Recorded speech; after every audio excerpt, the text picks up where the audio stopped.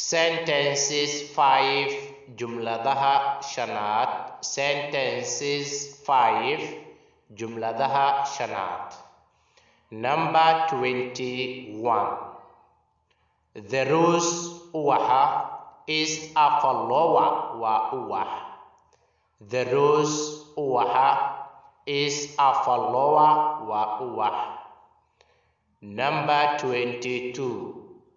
I am glad waxaan ku faraxsanahay to be here inaan halkan joogo. I am glad waxaan ku faraxsanahay to be here halkan inaan joogo.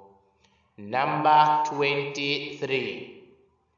Open fur the door albaabka please fadlan.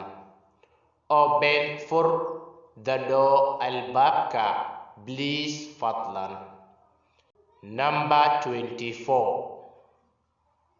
The frog raha ate wuxuu cunay the bag kutaanka.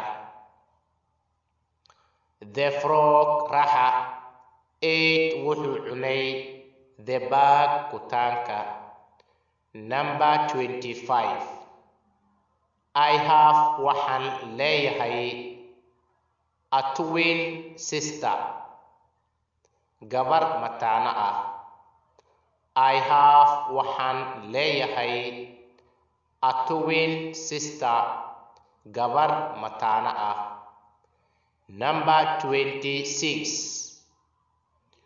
Today maanta is my birthday waa dhalashadayda. Today maanta is my birthday waa dhalashadayda.